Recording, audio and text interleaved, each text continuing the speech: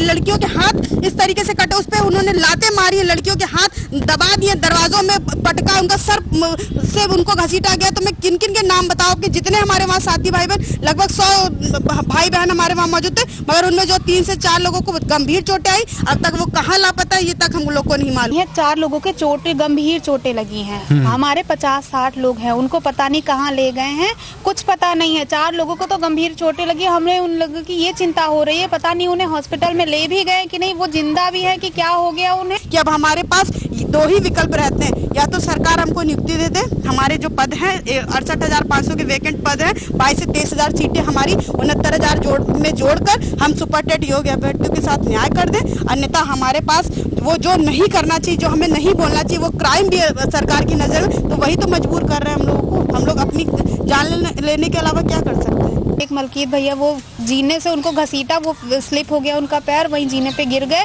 और वो बेहोश हो गए, गिरते ही बेहोश हो गए। आप सोचिए कि कितनी तेज उनको चोट लगी होगी कि गिरते ही कोई बेहोश हो जाए, इतनी तेज उन्हें चोट लगी। बेहोशी की हालत में भी उनके पेट पे पैरों से लातों से चलाए गए हैं। समय उत्तर प्रदेश राजधानी लखनऊ में हूँ, SCERT कार्यालय के अंदर, जहाँ पे 69,000 शिक्षक भर्ती के मामले को लेकर के यहाँ पे लगातार अभ्यर्थी पिछले 124 दिनों से धरने पर बैठे हुए हैं। मैं इस समय टंकी के ऊपर आ चुका हूँ और यहाँ पर हमारे साथ एक महिला कैंडिडेट बैठी हुई हैं, जिन्होंने भी एग्जाम दिया था और यहाँ पर अपनी मांगों को लेकर लगातार डटी हुई हैं। उनसे हम बात करेंगे कि पिछले 124 दिनों में क्या क्या घटनाएं घटित हुई और किस तरीके से यहाँ पे इनको ये धरना दे रही हो, क्या कठिनाइयों का सामना करना पड़ रहा है और क्या प्रशासन से कोई भी अधिकारी अभी तक यहाँ आए या कोई भी नेता मंत्री मौजूदा सरकार का इनसे मिलने आया।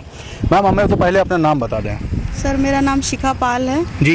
यहाँ पे कितने दिनों से आप लगातार धरने बैठी हुई हैं? वैसे तो हमारे धरने को आपने बताया कि 124 दिन हम लोग को अनवरत हमारा धरना चल रहा है। यहाँ पहले SCERT से 21 जून को हम लोग ने स्टार्ट किया था योग दिवस के मौके से, फिर 1 महीना हम लोग ने यहाँ पर प्रदर्शन किया, फिर हम लोग को यहाँ से हटाया गया तो हम लोग इको गार्डन गए, वहाँ पे हमने 26-27 दिन बिताए। फिर उसके बाद हम लोग ने यहाँ पर टंकी पे आने का निर्णय लिया। यहाँ पर लगभग आज मुझको 73 दिन हो गए। पहले हमारे भाई बहन भी थे, हम यहाँ पर टंकी पे डटे हुए 24 घंटे इसी पर सोच सकते हैं। यहाँ पर गर्मी बीत गई, बरसात बीत गई, अब सर्दियाँ आ गई। यहाँ पर हम लोग इतना ज़्यादा परेशान हो चुके हैं। जहाँ जैसे आप क्वेश्चन कर रहे हैं कि कोई अधिकारी मिलने हैं, आप सोच सकते हैं SCERT की दूरी यहाँ से कुछ कदम पे है। यहाँ पर हमारे साथियों द्वारा कितनी बार यहाँ पर DG मैम से मिलने का प्रयास किया जाता है, सर्वेंद्र बहादुर जी से मिलने का प्रयास किया जाता है, केवल गोल गोल बातें की जाती। किसी भी अधिकारी ने आज तक हमसे बात करने का प्रयास नहीं किया। अगर बघेल जी से बात की जाती तो वहाँ पे भी ऐसे हम लोग को 3-4 घंटे बैठाए रहते हैं, ना ही कोई वार्ता करते हैं। आज तक न शिक्षा मंत्री जी ने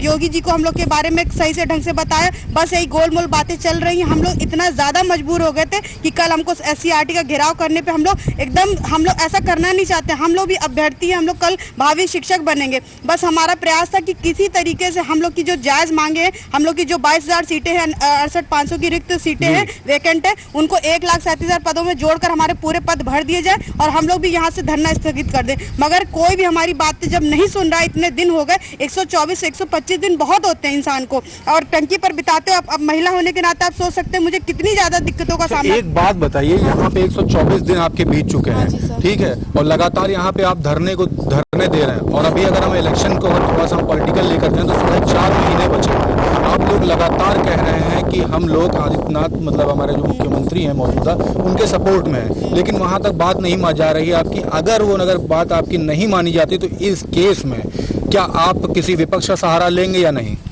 अभी तो हम लोग उन पर ही भरोसा करें, क्योंकि सरकार उनकी है, राजा वो अभी हमारे हैं, तो अभी हम विपक्ष की तरफ तो नहीं झुकाव कर रहे हैं। अब विपक्ष भी अगर हमारा बहुत हमदर्द होता तो उनके कानों तक भी अब तक हमारी बात गई होती, तो उन्होंने भी आकर हमारी बातें सुनने की कोशिश की होती। ना ही कोई बीजेपी का प्रवक्ता है, ना कोई अधिकारी है, ना ही विपक्ष किया। तो हम तो फिलहाल अभी तो हम अपने योगी जी पर ही विश्वास पूरा जता रहे हैं, मगर कल की जो घटना करी है ना पुलिस प्रशासन से, उससे हम लोग बहुत ज्यादा दुखी हो गए। हमारा मन इतना, हमारे साथी भाई बहनों को इतना ज्यादा पीटा उन लोगों ने, 2-3 भाई हमारे इतना घायल हो गए, एकदम गंभीर चोटें आई, महिलाओं को भी नहीं बख्शा। तो इस वजह से हम लोग बहुत ज्यादा प्रशासन से खफा है। बस इतना कहना चाहते हैं सरकार से कि युवा ही आपको 2022 में चुनाव जितवाएगी, और आप पर अगर हमने भरोसा बना के रखा, अभी भी आपके पास टाइम है। अगर आप हमारी बातें सुन लेते हैं तो 2022 का चुनाव आप जीत जाएंगे, अन्यथा आपको इतनी ज्यादा मार खानी पड़ेगी इस चीज की, आपको आपके अधिकारियों की वजह से आप अगली बार सत्ता में नहीं आएंगे, इतना मैं विश्वास दिला सकती हूँ, क्योंकि हम लोग बहुत ज्यादा प्रताड़ित हो चुके हैं। जब आपने कहा कि आपके भाइयों को परेशान किया गया कल की डेट में, तो क्या क्या हुआ उनके साथ और भाइयों के नाम क्या थे?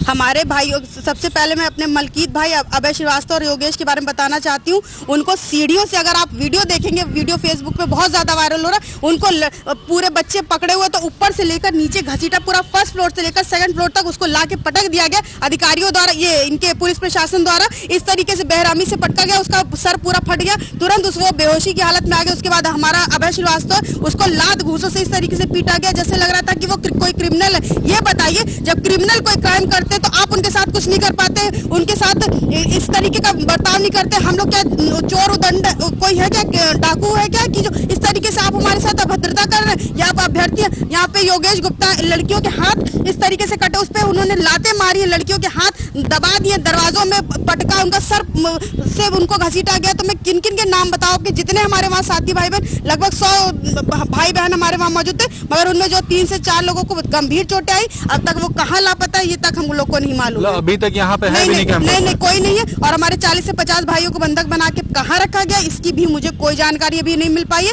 और मेरे भाई कहाँ पे एडमिट है, इनकी इस चीज की भी मुझे कोई जानकारी। तीनों का आप नाम ले रहे हैं, रात में जिनके साथ घटना हुई है वो अभी तक कहाँ पे? नहीं, हम लोग को कोई जानकारी नहीं है कि अभी तक ना कोई हमको बता रहा है कि वो कहाँ पे भर्ती है, कि हम लोग जाके उनका खैर खबर ले सके, कि उनके परिवार वालों को हम लोग खबर दे सके। हम लोग इस बारे में इतना ज्यादा परेशान है, 3 दिन हो गए, मैं खुद फीवर में इतना ज्यादा परेशान हूँ। कल से मेरी इतनी हालत बिगड़ी हुई है, कल मैं 2 बार वहाँ पर चक्कर खा के गिर गई, उसके बावजूद भी खाना आया, मुझे खिचड़ी आई, क्योंकि मेरे बुखार 3 दिन से आ रहा है, मुझे दवाई खाने के लिए, फिर भी मैं नहीं खा रही हूँ। जब तक मेरे भाई बहनों को पुलिस प्रशासन द्वारा नहीं छोड़ा जाएगा तो तब तक हम लोग ना कुछ खाएंगे ना पिएंगे। और मैं शासन को बताना चाह रही हूँ, यही अभी आपके पास वक्त है, अगर आज आपने नहीं छोड़ा तो इसका अब मैं उससे ज्यादा क्या कहूँ, क्योंकि आप इतना ज्यादा बल का प्रयोग कर रहे हैं कि हम लोग परेशान हो गए। हम लोग इतने दिनों से शांति प्रदर्शन कर रहे थे, कल जब हमारी मांगों को नहीं पूरा किया गया तब हम लोग ने अभद्रता करने पर हम लोग मौजूद हो, फिर भी हमने आपके साथ बल प्रयोग नहीं किया, आपने हमारे साथ बल प्रयोग किया। तो हक की लड़ाई है, इसको अभद्रता आप कैसे कह सकते हैं? वही कह रहे हैं। तो अब मेरे मुंह से वो हम लोग शांति प्रदर्शन कर रहे थे, तो इन्होंने हमको खुद मजबूर कर दिया कि हमको वहां पर उनको घेरना पड़ा। अगर आपको 3 से 4 घंटे घेरा जा रहा है, उसमें आपकी मानसिक स्थिति डोल जाती है। जो हम 125 दिन की मानसिक प्रताड़ना झेल रहे, उसका सरकार को कोई दिखाई नहीं देता। उसमें यहाँ से फोन पे फोन जा रहे हैं, आपके खिलाफ कार्रवाई की जाएगी, किस लिए कार्रवाई की जाएगी? 125 दिन जब बीत गए, जब हमारी शारीरिक, मानसिक, आर्थिक सारी स्थिति खराब हो गई, तब हमने जाके कदम उठाया था, तब हमने घेराव किया था। तो 2 घंटे में अगर उनको रख लिया, वो भी उन्हीं के ऑफिस में बनते, कोई उनके साथ मारपीट नहीं की जा रही थी कि उनको इतना ज्यादा बल का प्रयोग करना पड़ गया। तो मैं सरकार से कहना चाहती हूँ, अभी भी आपके पास वक्त है, आज के आज हमारे सभी भाई बहनों को सकुशल यहाँ पर उपस्थित कर दीजिए, अन्यथा इसका परिणाम और भी घातक हो सकता है। ये उत्तर प्रदेश ही नहीं, पूरा हिंदुस्तान इस समय आपको देख रहा है। क्या कहना चाहेंगे कि ये आपका धरना कब जाके खत्म होगा? क्योंकि 124 दिन ऐसे, 125 दिन, 250, 500, कितने दिन, क्या लग रहा है आपको कब खत्म होगा ये? सर, हम लोग जब तक नहीं यहाँ से जाएंगे, क्योंकि अब आप खुद जान सकते हैं कि जो इंसान बेरोजगार हो, इतने दिन हम अगर धरना चला चुके, किस मुंह से अपने घरों को जाएंगे, क्या मुंह लेके जाएंगे? हमारे माँ बाप ने हमको इसीलिए पढ़ाया था कि हम सारी परीक्षा को पास करें। सरकार ने जो टेट लगाया, सुपर टेट लगाया, हम उसमें 115 नंबर लेकर बाहर बैठे धरना प्रदर्शन कर रहे हैं, और जो फेल बच्चे थे 87 नंबर वाला और 94 नंबर वाला नौकरी कर रहा है, उसको ग्रेस मार्क दे दिए गए, वो भी सरकार की गलत नीतियों के चलते। 3 नंबर फ्री के उनको लड्डू की तरह बांट दिए गए, उसकी वजह से वो नौकरी कर रहे हैं। वो गलती सरकार ने करी, 15,500 बच्चों को अंदर कर दिया, और हमारे 115 वाले बच्चे यहाँ पर धरना देने को मजबूर है। तो सारी गलतियों का खामियाजा क्या हम अभ्यर्थी निभाएंगे? आप ये बताइए, एकेडमिक क्यों लगाई उन्होंने? हम लोग, आप देख रहे हैं हमारी उम्र क्या है इस समय। मैं खुद 37 वर्ष की हूँ। जब मैंने कल्याण सिंह के टाइम का मेरा हाई स्कूल इंटर है, आज से 20-21 साल पहले, आप जानते हैं एकेडमिक कितनी होती थी। तो उस समय लगभग मैक्सिमम बच्चे 25 से 30% पा के पास होते थे, और हमारा खुद का 50% है। तो इसमें बताइए, हमने जब सुपर टेट आपने करवा लिया, उसमें कंपटीशन लगाया, तो उसमें हम लोग इतने अच्छे नंबर लेके आए। और बीएड वालों को तो मैं बताना चाहूंगी, 7 साल बाद मौका दिया गया। और हम लोग ने इतना अच्छा प्रदर्शन किया, उसमें आपके जो सुपर टेट में बच्चे बैठे थे बीएड वाले 94,000 बच्चा केवल बीएड का पास हुआ, उसने अपनी योग्यता साबित करी। मगर सरकार ने उनके साथ भी गलत नीतियां इतनी अपनाई, एक तो एकेडमिक लगा दिया, दूसरे बीएड बीटीसी वाले ऑलरेडी हाई मेरिट लेके बैठे थे, शिक्षा मित्रों को 62.5 अंक का वेटेज दिया, तो बीएड वाले कहाँ मुंह छिपा जाके यहाँ पे 45 साल की उम्र वाले भी लोग बैठे हुए, वो उनका यही कहना कि अब हमारे पास एक ही चारा बचा है, हम आत्महत्या कर लेंगे, क्योंकि कहाँ से भरण पोषण करेंगे अपने घर वालों का। आप बताइए, बेरोजगारी का दंश झेले, अब तो वो नई वैकेंसी में भी पार्ट नहीं ले सकते। हम लोग तो इस उम्र के पड़ाव पर बैठे हैं, आप महिलाओं के नाते समझ सकते हैं। हम लोग घर परिवार का देखते हुए हम लोग ने 18 घंटे पढ़ाई करी थी, अब वो जज्बा नहीं रह गया। हम 4 साल की मानसिक प्रताड़ना ऑलरेडी झेल के यहाँ पे बैठे हुए हैं। अब हमारे पास इतनी ना ताकत है, ना हमारी ऐसी आर्थिक स्थिति रह गई है कि अब हम आगे पढ़ाई कर पाएंगे, या फिर क्योंकि हम लोग इतना ज्यादा झेल चुके हैं ना कि अब हमारे पास 2 ही विकल्प रहते हैं, या तो सरकार हमको नियुक्ति दे दे, हमारे जो पद हैं 68,500 के वैकेंट पद हैं, 22 से 23,000 सीटें हमारी 69,000 में जोड़कर हम सुपर टेट योग्य अभ्यर्थियों के साथ न्याय कर दें। अन्यथा हमारे पास वो जो नहीं करना चाहिए, जो हमें नहीं बोलना चाहिए, वो क्राइम भी है सरकार की नजर में, तो वही तो मजबूर कर रहे हैं हम लोगों को। हम लोग अपनी जान लेने के अलावा क्या कर सकते हैं? किस मुंह से घर जाएंगे? अब हम लोग घर भी नहीं जा पाएंगे। यहाँ जितने साथी भाई बहन बैठे बस ये सोच के बैठे, कल उन्होंने एक कदम इसीलिए उठाया क्योंकि बोले इतने मजबूर है, उन्होंने सर पे कफन इसीलिए बांधा था कि अब वो लोग इतने प्रताड़ित है बेचारे, आधे से ज्यादा लोग जो यहाँ बैठे हैं उनकी आर्थिक स्थिति इतनी खराब हो चुकी है कि वो घर को, हम लोग एक टाइम खाना खा के कैसे रहते हैं, यहाँ पे कैसे दिन बिता रहे हैं, ये हम सरकार को कैसे बताएं। आप अगर बरसात के मौसम में कभी आते, मैं 2.5 घंटे यहाँ पे भीगी हूँ, मेरी इतनी तबियत खराब रही, मेरे पैरों में इतनी स्वेलिंग, आप खुद देख रहे हैं, आपसे यहाँ पे कवरेज नहीं की जा रही, आपसे बैठा नहीं जा रहा। मैंने 24 घंटे यहाँ पर 73 दिन बिता दिए, 24 घंटे रहते हुए मेरी 3 दिन से इतनी तबियत खराब है। अगर मुझे इस टंकी पर कुछ हो गया तो क्या सरकार इसकी जिम्मेदारी लेगी? सरकार इस तरीके से कहती है बेटी बचाओ बेटी पढ़ाओ, बेटी जब पढ़ लिख के यहाँ पे बैठी हुई है तब आप उसका सम्मान नहीं कर रहे। हर जगह आप नारा लगाते हैं नारी सशक्तिकरण का, यहाँ पर महिलाओं को साथ इस तरीके से अभद्रता हो रही, तो आप बताइए आगे क्या माँ बाप अपने बच्चों को पढ़ाएंगे? इसलिए हम लोग तो नहीं पढ़ा पाएंगे, अपने बच्चों को कहेंगे इसी तरीके से आप लोग अनपढ़ रहिए। अगर आपको पढ़ के भी कोई सम्मान नहीं मिलेगा, आपको नौकरी नहीं मिलेगी, तो ऐसे पढ़ने का क्या फायदा है? आप बताइए। आप टंकी के ऊपर अभी महिला अभ्यर्थी को सुन रहे थे, तो उन्होंने अपनी बातें रखी हमारे बीच। यहाँ पे कुछ और अभ्यर्थी टंकी के नीचे बैठे हैं, इनसे बात करेंगे और जानेंगे कल की घटना के बारे में, जो लगातार आरोप लग रहे हैं महिलाओं के साथ अभद्रता हुई और इनके 4 साथियों को पुलिस जबरन उठा ले गई, अभी तक कुछ भी अता पता नहीं, उसके बारे में भी जानकारी करेंगे। भैया बताइए कल के दिन क्या हुआ था यहाँ पे? ऐसे हमको जानकारी हुई कि हमारे 3 अभ्यर्थी, 4 अभ्यर्थी जो है, मलकीत सिंह जी, अभय श्रीवास्तव जी, योगेश गुप्ता जी, एसपी सिंह जी, इन 4 लोगों को बुरी तरह से मारा गया है। बेहोश होने के बाद भी, हमारी बहनें और भाई बता रहे थे कि बेहोश होने के बाद भी इनको मारा गया, और उन्हें तब तक मारा गया जब तक कि उनको एम्बुलेंस में बैठा नहीं दिया गया। और यह मानवता की हद हो गई है, यह बर्बरतापूर्ण कृत्य जो है प्रशासन के द्वारा किया गया है। मैं ये जानना चाहता हूं कि ऐसा इन्होंने कौन सा गुनाह किया है? ये कह रहे हैं कि इन्होंने कार्यालय के अंदर तोड़फोड़ की है, कार्यालय के अंदर तोड़फोड़ वहां के अधिकारियों ने की है, वहां के कर्मचारियों ने की है, और पुलिस प्रशासन ने कराया है सिर्फ इसलिए कि इसका केस जो है अभ्यर्थियों के ऊपर लदेगा। क्यों तो सीसीटीवी फुटेज निकाल, हाँ, वो सीसीटीवी फुटेज निकाल लें, किसकी क्या गलती है, दूध का दूध पानी का पानी हो जाएगा। अच्छा, यहाँ जितने लोग बैठे इसमें कोई अभ्यर्थी क्या उस समय वहाँ पे मौके मौजूद था? जी, हमारी लेडीज बहनें जो है, हमारी बहनें जो है कुछ वहाँ पर थी, जिनको बाद में प्रशासन के द्वारा छोड़ा भी गया है। उन बहनों के द्वारा ये सारी बातें पता चली हैं। अच्छा, कौन कौन यहाँ पे दीदियाँ थी वहाँ पे? आप थी? आप बताएं, पीछे कुछ बैठी हुई, उनसे बात करते हैं। दीदी बताएं कल क्या घटना घटित हुई थी वहाँ पे? वहाँ पे हम लोग SCRT के अंदर बैठे हुए थे, जीने पे हम लोग कुछ नहीं कर रहे थे, शांति से बैठे हुए थे। तो उनके अधिकारी लोग जैसे ही 5 बजा वैसे ही वो लोग नीचे आने लगे कि हम जा रहे हैं। हम लोगों ने कहा हमें DG मैम से मिलवा दीजिए, उसके बाद जाइए आप उन तक हमारी बात पहुँचाइए। तो कह रहे हैं हम छोटे अधिकारी, हम छोटे लोग हैं, हम उनसे बात नहीं हम कर सकते हैं, ये है वो, ऐसे करके हमें बनाने लगे। तो हम लोगों ने कहा आप फिर नहीं जाइए, यहीं बैठिए, जब तक हमारी बात नहीं होगी तब तक आप यहीं बैठिए। हम लोगों ने कुछ हाथ नहीं लगाया, कोई अपशब्द नहीं बोला, शांतिपूर्ण चल रहा था, शांतिपूर्ण बैठे थे, बस जीनों पे बैठे थे, कुछ नहीं कर रहे थे बस। वहीं बैठे थे, बस उन्हें रोक दिया था कि आप मत जाइए, हमें बात करनी है मैम से, आप लोग रुके रहेंगे तब वो बात करेंगे, ऐसे तो वो पीछे के गेट से चली जाती हैं। कई बार हम उनसे मिलने की कोशिश कर चुके हैं, वो मिलती नहीं है कभी भी।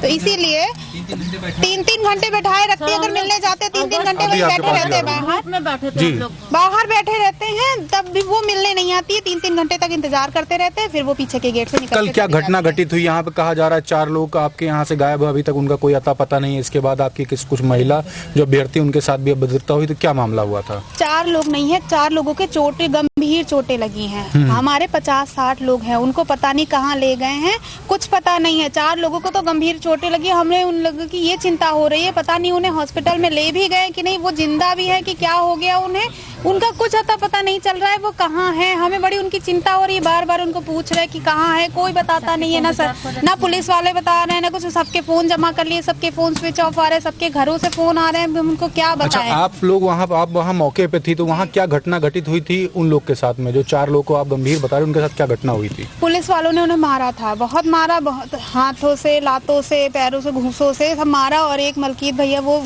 जीने से उनको घसीटा, वो स्लिप हो गया उनका पैर, वहीं जीने पे गिर गए और वो बेहोश हो गए, गिरते ही बेहोश हो गए। आप सोचिए कि कितनी तेज उनको चोट लगी होगी कि गिरते ही कोई बेहोश हो जाए। इतनी तेज उन्हें चोट लगी, बेहोशी की हालत में भी उनके पेट पे पैरों से लात घूंसे चलाए गए हैं। आप ये सोचिए, कोई बेहोश पड़ा है, इतनी भी मानवता नहीं रह गई उनके अंदर कि बेहोश पड़े हुए आदमी को भी आप मार रहे हैं। उनको शर्म नहीं आती है? वो इंसान नहीं है क्या ये पुलिस वाले? इनको बिल्कुल शर्म नहीं। बात और आ रही है सामने की, महिलाओं के साथ भी पुलिस ने अभद्रता की है, इसमें क्या हुआ था ये भी हमें थोड़ा सा बता। महिलाओं को घसीट के उतार रहे थे कुछ लोग, 1-2 लोगों ने विरोध किया तो उन महिलाओं के भी पेट पे मारा गया। हमारी गरिमा सिंह, वो अभी चली गई, उसके पापा सुबह आए थे, उसकी तबीयत ज्यादा खराब हो गई थी, उसके हाथ पे चोट लगी थी, कटा हुआ था। वो कह रही थी मेरे हाथ में चोट लगी है, मत मुझे घसीटो, मेरा हाथ मत पकड़ो, लेकिन वही हाथ पकड़ के घसीटा, उसका खून टप टप चू रहा था, बहुत सा उसका खून वहीं बह रहा था। और उसने कहा उसके पेट पे घूसे और लात से मारा है, पुरुष ने मारा है, पुरुष पुलिस ने। पीके सिंह जी, क्या कह रही हैं? पीके सिंह ने मारा है। पीके सिंह ने मारा? अच्छा, आप भी वहाँ मौके पे थी? मैं मौके पे थी नहीं, मुझे उसने बताया था। मैं यहाँ पे जैसे वहाँ से हम लोगों को पता चला कि ये लोग रेस्क्यू करने आ रहे हैं टंकी। आप उनसे मिली थी उसके बाद? हाँ, तो हम लोग वहाँ से तुरंत चले आए थे। वो क्या यहाँ पे बताया था आपको? ये जो भी घटना हुई थी वो सारी घटनाएं वहाँ पे हम गए थे, हम बाहर अंदर नहीं घुस पाए। नहीं तो वो आपसे मिली, आपको कुछ बताया? तो क्या बताया था आपको? उसने वही कहा था कि पीके सिंह ने हमें मारा है, पेट पे हमारे मारा था, लात से मारा था, 2 लात उसने मारी थी, ये उसने ये चीज बताई थी। और वो अभी चली गई, नहीं तो खुद बताती। उसने जो वीडियो हमने आपको दिया है वो उसमें वो चीज है।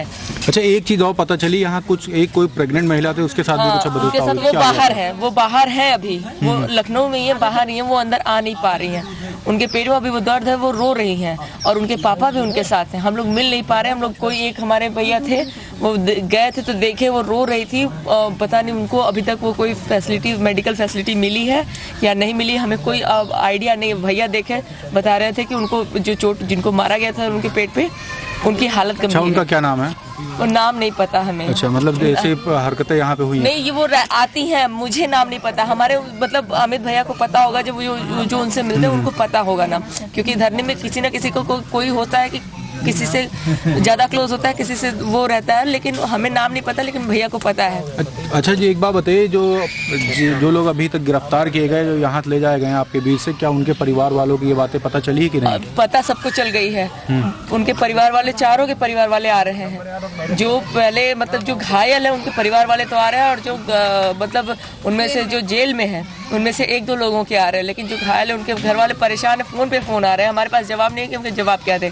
और जितनी धाराएं हम नहीं जानते हैं ना, उतनी धाराएं उनकी माँ और उनके भैया, उनके पापा जानते हैं कि कौन से धारा के तहत रखे हैं लोग। हम लोगों से पूछे 151 क्या होता है, कौन से धारा के तहत रखे हैं लोग, बताओ, थोड़ा बताओ। तो हम लोग आते हैं ना, मतलब माताएं ऐसे मतलब वो बता रही है, मतलब आ जाए तो इन लोगों का हालत खराब हो जाएगा। अब आ ही रही है, थोड़ी देर में पहुंचेंगे वो लोग। हमें कोई भी क्लू नहीं है कि आपके जो लोग हैं जो गायब हुए, नहीं बताया गया कि हमारे साथियों को रखा कहाँ गया। हम लोग पूछ रहे हैं कि FIR करे हो तो कॉपी दे दो, नंबर दे दो, हम लोग मिल तो ले। हम लोगों को कुछ नहीं दिया जा रहा है, कुछ नहीं बताया। हमें ये नहीं पता है FIR हुई भी है या नहीं हुई है। कम से कम कुछ तो क्लू मिलता कि हम लोग कहीं से अगर उसे कहीं एडमिट किए हो। कल से अभी तक गायब हैं, कोई भी क्लू नहीं, जिंदा है, खत्म हो गए, किसी हॉस्पिटल में कुछ भी नहीं। कुछ भी हॉस्पिटल में एडमिट कराते हैं तो किसी हॉस्पिटल का नाम लेते हैं। हम लोगों ने अपने से जितना हुआ, हम लोग पूरा हॉस्पिटल चक्कर मार चुके हैं, हमें किसी हॉस्पिटल में नहीं मिले। हम लोग अपनी तरफ से जितना भी जो भी थाने हैं, जो भी सदर है, सब हम लोग ढूंढा है। हमें कहीं नहीं मिले। हम लोग जाए तो जाए कहाँ, ढूंढे तो ढूंढे कहाँ, वो लोग खाए हैं, पिए, उन लोगों को होश आया है। क्या कह रही हैं? एलआई इंस्पेक्टर सब लोगों ने हाथ पर जोड़ा कि सर हम लोग को प्लीज बता दीजिए कि किस हॉस्पिटल में हम लोग एक बार देख ले, उनके फैमिलीज को बता सके कि वो किस हालात में जिंदा हैं भी या नहीं। एलआई इंस्पेक्टर भी बोले हमको इसकी कोई खबर नहीं, हमें मना किया गया है। इंस्पेक्टर के अलावा किसी प्रशासन से आपने जानकारी करने की कोशिश की? सर हम लोग सब लोग गए थे कि पूछने कि आप बता दीजिए, प्लीज बता दीजिए कि हॉस्पिटल का नाम बता दीजिए, ये तक बता दीजिए कि वो ठीक है, किस हालात में है। और अभी एसीपी से बात हुई, वहाँ पे लॉयर का उन्होंने अपने जूनियर को भेजा था कि आप वो दिखाइए, एफआईआर कॉपी दिखाइए, रिमांड दिखाइए, तो कुछ नहीं, वहाँ पे कोई डिटेल है नहीं, तो देंगे क्या वो? तो हम लोग कैसे कोई लॉयर करे, उनको छुड़ाएं, कुछ तो क्लू मिले सर, कोई तो डिटेल हो हमारे पास। हमारे योगेश गुप्ता हमारे एक साथी हैं जिनके पापा अभी एडमिट हो गए ये खबर सुन के। उनकी माता रो रही है, हमसे फोन करके पूछ रही बेटे एक बार बात करा, तो हम लोग कहाँ से बात कराएं? एसपी सिंह एक भैया हैं, उनका कुछ अता पता नहीं चला, उनकी माँ एकदम भूखे प्यासे बैठी, उनके मुंह में एक जल का पानी बूंद नहीं गई है। अगर उनको कुछ होता है तो प्रशासन जिम्मेदार होगी। तो हम लोग कभी नहीं। देखिए पीछे भी कुछ कहना चाहती है मैम, बताएं। सर ये कहना चाहती हूँ कि कल हम वहाँ पे गए तो वहाँ डीएसपी, एसीपी, डीसीपी वो सब लोग वहाँ पे बाहर अधिकारी लोग थे पुलिस के, वो कह रहे थे कि आप लोग ऐसे हाईजैक करेंगे तो जैसे प्लेन हाईजैक आतंकवादी करते हैं वो उनके ऊपर धाराएं लगती है, वैसे ही आप लोगों के ऊपर भी लगेंगी आतंकवादी वाली धारा। हाँ, आतंकवादी वाली धाराएं आपके ऊपर भी लगेंगी, आप भी तो ऑफिस को हाईजैक करें, ये उन्होंने कहा। तो हम उनसे ये पूछना चाहते हैं, जो भी अधिकारी और जो नेता है उनसे ये पूछना चाहते हैं कि हमारे ऊपर तो हाईजैक करने की धाराएं लगा देंगे, लेकिन जो अधिकारी गलत नियम बनाते हैं, लाखों बच्चों का भविष्य बर्बाद कर देते हैं, इतने सारे लाखों करोड़ों लोगों का जिंदगी बर्बाद हो जाती है, वो मरने जीने को तैयार हो जाते हैं कि अपनी जान देने को भी तैयार है, उसके लिए कौन सी धारा है? क्यों नहीं धारा बनाई गई उनके लिए? कौन सा उनके लिए नियम लगाया? क्यों नहीं कानून कोई बना? उनके लिए भी कोई कानून लगना चाहिए। क्यों गलत नियम बनाते हैं? क्यों गलत क्वेश्चन लाते हैं क्वेश्चन पेपर में? लाखों लोगों की जिंदगी बर्बाद हो जाती है, कितने सारे स्टूडेंट आत्महत्या कर लेते हैं, क्यों नहीं उनके लिए कुछ हुआ? पेपर लीक करवा लेते, कितने लोग मर जाते हैं उसके लिए कोई धारा क्यों नहीं लगाई गई? हमारे लिए तो बड़ी जल्दी हाईजैक करने वाली धारा बता दिया गया कि हाईजैक वाली धारा लगा देंगे तुम्हारे ऊपर, उनके लिए क्यों नहीं है? बताया कि कोई अधिकारी हमें। यहाँ पे आप देख रहे हैं गुस्सा भी इन लोग का लाजमी, क्योंकि ये पिछले 124 दिन से लगातार यहाँ पे धरने पे बैठे हुए, प्रदर्शन लगातार कर रहे हैं अपनी मांगों को लेकर के। कुछ लोग जो गायब हुए उनके पेरेंट्स भी यहाँ पर आ रहे हैं और बात करने के लिए कि उनके बच्चे गए कहाँ आखिर। प्रेसमेंट टाइम्स को आप देखते रहिए, क्योंकि मैं धरातल की छोटी से छोटी खबर आपको दिखाऊंगा और सरकार को लगातार चेताता रहूंगा कि धरातल पे हो क्या रहा है, वो दावे क्या कर रहे हैं। मैं क्षितिज कांत, प्रेसमेंट टाइम्स से।